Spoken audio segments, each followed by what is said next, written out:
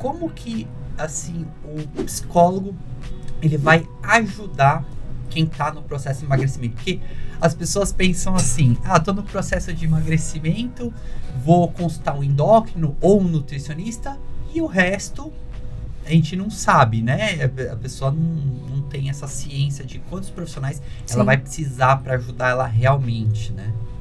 Tá. De fato, às vezes, quando eu falo, né, que trabalho com emagrecimento, as pessoas às vezes ficam, nossa, mas psicólogo trabalhando com emagrecimento, né? O que tem a ver? Sim. Mas quando a gente pensa, na verdade, quando você pensa em emagrecimento, né, tá pensando em obesidade. A obesidade é uma doença, né? Sim. Quais são as causas quando a gente fala, né? Óbvio, assim como toda doença, não existe uma causa única, né? Mas a obesidade, ela está relacionada a fatores genéticos, a fatores ambientais, ela está relacionada a estresse, ela está relacionada a como o indivíduo maneja as emoções dele. Então, muitas vezes as pessoas, elas descontam as emoções na comida, tá ligado principalmente a comportamentos e a pensamentos, né? Então, quando você fala em manejo de estresse, manejo de emoções, manejo de pensamentos e comportamentos que estão ligados à obesidade, você está falando de tratamento psicológico, né? Então, o psicólogo vai ajudar o paciente em tudo isso, né? Então, quando eu pego um paciente que está num processo de emagrecimento, a gente vai trabalhar essas questões. Como que o paciente lida com estresse na vida dele? Será que esse paciente, ele faz muito... ele faz muita regulação emocional, que a gente chama pela comida, né? O que é regulação emocional? É quando eu desconto as minhas emoções na comida. Será que o paciente faz muito isso? Será que o paciente, que comportamentos que ele tem que estão atrapalhando ele no processo de emagrecimento? Quais pensamentos que ele tem quando ele pensa em fazer uma dieta? O que ele pensa? Ele pensa em fracasso? Ele pensa que ele sempre tentou emagrecer e ele nunca conseguiu? Ele pensa que é muito difícil? Ele pensa que fazer dieta não é para ele? Ele pensa que ele vai ser sempre assim? O que esse paciente pensa a respeito do emagrecimento, a respeito da dieta, a respeito de uma vida saudável? O que esse paciente... Às vezes também eu vou trabalhar se tiver algum transtorno associado. Então, às vezes o paciente ele tem um transtorno de compulsão alimentar associado. Às vezes o paciente ele tem uma ansiedade muito... ele tem um transtorno de ansiedade que faz com que, como eu falei, aí aonde que esse paciente, muitas vezes, qual que é a válvula de escape para essa ansiedade? Comida. Então, eu vou trabalhar isso. Muitas vezes, depressão. O paciente, ele está depressivo, ele está entrando num processo depressivo. A gente sabe que um dos sintomas que está relacionado à depressão, ou o paciente, ele para de comer, ele perde o apetite, ou o paciente come demais. Então, todos esses fatores vão fazer com que o psicólogo seja bem importante no processo de emagrecimento. Mas o que eu vejo, assim, é porque justamente emagrecer é um comportamento, né? Então, em tudo que envolve comportamento, o psicólogo, ele pode atuar e ele é bem importante. Muitas vezes as pessoas pulam essa parte pensando assim, vou dar um jeito de repente com um remédio, com alguma coisa, por isso que geralmente vai no endócrino, né? Sim. Já direto. Então, o que eu preciso tomar para parar de comer? Então, procuro uma solução rápida que nem sempre vai dar bons frutos, porque demora bastante tempo para se perder. Às vezes as pessoas ficaram engordando 20, Exatamente. 30 anos para chegar onde estão. E ela quer emagrecer em um mês. Em um mês, exatamente. Então, se ela conseguir voltar aí em 2, 3 anos, ela já tá maravilhosa, né? Posso só complementar uma coisa que você falou? Sim, lógico. Só essa questão só essa questão que você falou, que a pessoa vai no endócrino, né? Às vezes toma uma medicação, né? Do ou paciente, vai no Nutri. Mas assim, eu tenho muitos Nutris que me encaminham pacientes, muitos endócrinos. Por quê? Porque a pessoa, ela tem, às vezes, ela pensa assim, ela chega no endócrino e ela fala, eu vou tomar um remédio e vou emagrecer. Mas não basta só você tomar o remédio, ou, né, vai no Nutri, já tem todo um histórico de não conseguir seguir dieta, mas vamos pegar aí o exemplo do endócrino. Então, a pessoa... Mais um pensamento aí que a gente trabalha em terapia. A pessoa vai no endócrino e já às vezes chega com essa mentalidade. Se eu tomar um remédio, ou assim, rápida. A pessoa já tá tomando. Tem gente que toma medicação e não emagrece. Exatamente. Por quê? O que tá acontecendo? Comportamento, tem alguma coisa ali no comportamento que precisa ser melhorada. Ou mesmo tomando a medicação, que eu sempre falo para os pacientes assim, a medicação, óbvio que ela ajuda, né? Ninguém é contra a medicação, até porque, como eu falei, a obesidade é uma doença ela precisa ser tratada. Mas assim, enquanto o paciente ele tá tomando a medicação, ele precisa aproveitar esse momento, justamente porque ele tá com a medicação, ele tem uma ajuda ali externa que vai mexer com a fisiologia dele, para aproveitar esse momento para mexer no comportamento, no pensamento, nas emoções, porque fica um pouco mais fácil com a medicação. Com certeza. No final, é o paciente entender que o emagrecimento é um processo multidisciplinar. Exatamente. Né? Então, vai ter o nutricionista, vai ter o endócrino, vai ter o professor de educação física, vai ter o psicólogo, né? Muitas vezes um fisioterapeuta, né? Que a gente aqui, inclusive no canal, a gente tem todas essas especialidades. Então, hoje eu estou muito feliz de estar vendo isso no canal, que a gente está completo, né? Então, todo esse processo de emagrecimento, que pretendo, inclusive, trabalhar bastante aqui no canal, a gente tem todos os especialistas. Eu só preciso de um endócrino agora. E agora fechou. Mas tranquilo. Vamos voltar naquela questão que você até citou das emoções. Então, eu tive um problema no trabalho, tenho um problema de família. Então, sempre tem algum problema, alguma coisa para falar. Eu vou descontar na comida, vou comer aquele negócio, vou pedir um iFood, vou pedir qualquer coisa. Enfim, e acabo atrapalhando completamente o processo de emagrecimento. Sim. Como que funciona esse approach seu com o paciente?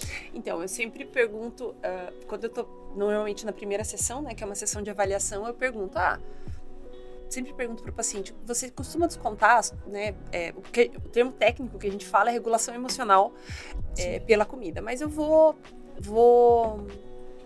que é o que a gente chama, a regulação emocional técnico, mas é justamente você descontar as suas emoções na comida. Sei lá, alguém te deu uma fechada aqui no trânsito quando você tava vindo pra cá, você chega aqui e fala, Dani, vou pedir uma pizza, né?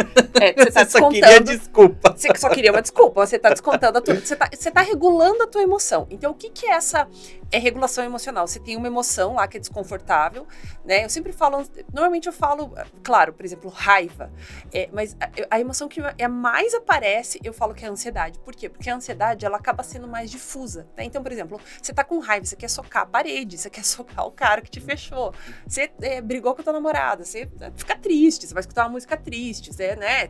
Você sabe o que fazer. Agora, quando você tá ansioso, você tá tentando fechar um negócio com alguém, você não sabe se vai dar certo ou não, você começa a ficar ansioso, né? Você começa a ter... E a ansiedade faz o quê?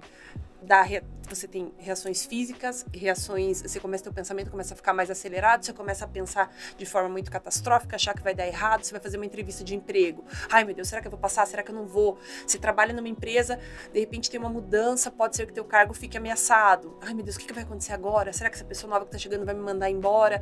Né? Então, a ansiedade, como envolve uma série de reações fisiológicas, né? Então, teu coração acelera, você tem... a respiração fica mais difícil. E essas reações cognitivas, os pensamentos, né? Então, um pensamento muito catastrófico, ai meu Deus, agora vai dar tudo errado, a gente acaba tendo muita dificuldade de lidar com ela. Então, o que eu faço? Eu vou procurar um jeito de regular essa ansiedade. E aí, o que acontece? Eu vou fazendo, eu vou procurar várias coisas. Eu vou tentar fazer várias coisas, né? E a gente aprende conforme a gente vai se comportando. Até que em um determinado momento, e isso normalmente as pessoas não lembram, porque a gente aprende normalmente quando a gente é muito jovem, em algum momento você tá ansioso, você comeu um negócio. Passou a ansiedade? Não, o problema continua lá, né? Se você brigou com o teu namorado, você continua brigado. Se você tá com preocupação com o negócio que ia acontecer, a coisa ainda vai acontecer, você continua preocupado. Sim. Você continua, enfim, você não continua sem saber o futuro. Mas na hora que eu como alguma coisa, e aí eu sempre falo, ninguém vai regular a ansiedade mastigando uma cenoura. Não, eu quero uma pizza, eu quero uma caixa de chocolate, né? Então, eu vou procurar uma coisa bem palatável. Por quê? Porque quando eu como algo muito palatável, eu tenho uma resposta de prazer muito grande no meu cérebro. Sim. Naquele momento, não é que eu não tô sentindo ansiedade. A ansiedade tá ali. Eu só não tô percebendo ela porque eu tô tendo uma resposta maior que a ansiedade, que é uma resposta de prazer. Sim. Então, eu sinto prazer, eu não sinto ansiedade naquele momento. Daqui a pouco, eu comi ali, passou, né? Aí eu sempre falo, aí a pessoa fica com dois problemas. Porque ela percebe que passa uns minutos, ela percebe que ela continua ansiosa, porque obviamente comer não resolveu nenhum problema na vida dela. E ela começa a pensar, nossa, por que eu fui comer? Tava indo tão bem na dieta, eu comi uma pizza, por que eu fiz isso? Né? Então, isso é o que a gente chama que é regulação emocional pela comida. É quando eu começo a descontar as minhas emoções na comida, eu começo a regular as minhas emoções pela comida. Todo mundo vai fazer isso em algum momento da vida. Todo mundo faz. E também pode, inclusive, não fazer só com a comida. Tem gente que pode fumar, Sim, tem gente que pode beber, tem várias gente formas. que pode fazer várias coisas. Mas qual que é o problema? Eu sempre falo para as pessoas, o problema é quando essa é a minha única estratégia para lidar com emoções. Né? Então, por exemplo, pensa na pessoa que bebe. Qual que é a estratégia principal dela para lidar com qualquer coisa que dá errado na vida dela? A bebida. Né? E muitas vezes, claro, tô fazendo um exemplo mais extremo, né? Mas muitas vezes a única... E isso os pacientes me relatam, né? Eles falam assim, mas eu falo, como que você lida com a ansiedade? Comendo. Então, às vezes, o único jeito que a pessoa tem de lidar com as emoções é comendo. Não só a ansiedade. Às vezes a pessoa fala, até quando eu tô feliz, eu vou comer. Sim, mas e também tem uma coisa que é o hábito de transformar a comida em um troféu. Sim, né? também tem isso. Consegui uma promoção, consegui alguma coisa, a minha filha passou na faculdade, vamos comemorar, e lá a comida, né? Então, transformar a comida sempre numa coisa positiva, Sim. que também vira uma questão psicológica boa. Exatamente. Eu sempre falo, não é um problema. A gente sempre, uma hora ou outra a gente vai fazer isso, a gente vai regular. O problema é, se essa é a minha única estratégia para lidar com estresse e com emoções, sejam mais negativas ou mais positivas, né? A gente faz, não existe muito essa distinção, mas Sim. a gente fala para as pessoas entenderem. Por quê? Porque toda vez que eu como eu falei, você faz esse processo, você vai lá, tá ansioso, você come um negócio. O teu cérebro, ele fica condicionado. Então, o menor sinal daquela emoção, você já vai procurar, você vai, meu Deus, iFood. Eu quero uma pizza. Aí a pessoa fica assim, mas eu preciso de um doce. Então, o que eu tenho que fazer? Eu tenho que construir outras estratégias para lidar com essas emoções. E quais são essas estratégias? Então, aí que tá o problema. Porque a pessoa quer saber como que resolve o problema, né? É lógico que cada um vai ter o seu caminho, mas... Então, aí como eu falei, a comida, ela é uma forma de você regular essa emoção. Sim. Então, eu vou ter que construir outras estratégias, é o que a gente chama de repertório comportamental. Eu vou ter que construir outras estratégias no meu repertório para lidar com essas emoções. O que eu posso fazer? Dá um exemplo prático, por exemplo, vamos ver. Eu tô lá ansiosa, então eu vou fazer alguma coisa, eu vou sair, eu tenho cachorro. Eu tô ansiosa, naquele momento que eu vou sair para dar uma volta com o meu cachorro. Perfeito. Eu tenho filho, eu vou brincar com meu filho. Eu vou, tô muito... Eu percebo que sempre depois do trabalho eu chego ansiosa em casa. Eu fico ansiosa depois do trabalho. Eu vou fazer o quê? Então, de repente, eu vou encaixar minha academia nesse horário. Porque daí eu vou dar... Justamente, a gente sabe que a questão do exercício físico ajuda a gente a regular as emoções. Eu já tô unindo o útil ao agradável. Você não vai estar comendo porque você tá treinando. Exatamente. E daí, isso aí já envolve uma outra coisa que eu já vou explicar. Uhum. Ou eu posso fazer, sei lá, se você tem um hobby. Às vezes as pessoas falam pra mim, mas eu não tenho. Eu falo, mas encontra alguma coisa que você gosta. E assim, não é nem... Não precisa ser nada caro, nada super elaborado. Sim. Sabe? Tem gente que vai pintar, vai fazer uma palavra cruzada, fazer um quebra-cabeça, aprende a fazer um crochê, não sei. Aprende um hobby, tocar um instrumento. Por quê? Porque eu tô fazendo alguma coisa, tô regulando um pouco aquela emoção, tô me distraindo um pouco, porque às vezes eu preciso me distrair um pouco da emoção, né? Mas não tô comendo. Então, vai construir lá teu repertório. Eu peço pros pacientes até anotarem. Tem outras coisas. Eu descobri um negócio. Eu descobri que agora existe um negócio que as meninas fazem que chama banho premium. Então, a menina vai tomar banho. Verdade, eu já vi. Já viu falar? Aí pega o shampoo caro, pega o sabonete caro. Aí isso, acende uma vela no banheiro, pro banheiro ficar cheiroso, liga uma musiquinha. E nessa já foi 2 horas. Você já regulou a tua emoção. Essa é uma estratégia. Então, isso é essencial. Eu tenho que construir esse repertório. Para cada pessoa vai ser diferente. Uhum. E aí, a pessoa que tá assistindo agora tá se perguntando, mas não nada disso é igual comer um brigadeiro. Eu sei, gente. Porque comer um brigadeiro, pedir uma pizza, é muito prazeroso. Dá uma resposta, assim, de prazer muito grande. Mas eu tenho que aprender a lidar e aprender a encontrar prazer nessas outras coisas e entender que vai regular a minha emoção, mas não é tão potente quanto a comida. Com certeza. Então, não vai ser tão potente. Uma outra coisa eu sempre falo, a gente tem que aprender a aceitar um pouco as nossas emoções. Eu tô ansiosa. Tá tudo bem. Tá tudo bem. Todo mundo vai se sentir ansioso. Faz parte da experiência humana. Ter ansiedade, ter raiva, ter inveja. As pessoas têm muita. Nossa, mas... eu não tenho inveja. Ninguém. Eu não tenho inveja. Todo mundo tem inveja de mim, mas eu não. Eu não tenho inveja de ninguém. É normal. Todo mundo experimenta aí. E outra, não é porque eu tô com raiva que eu vou fazer alguma coisa.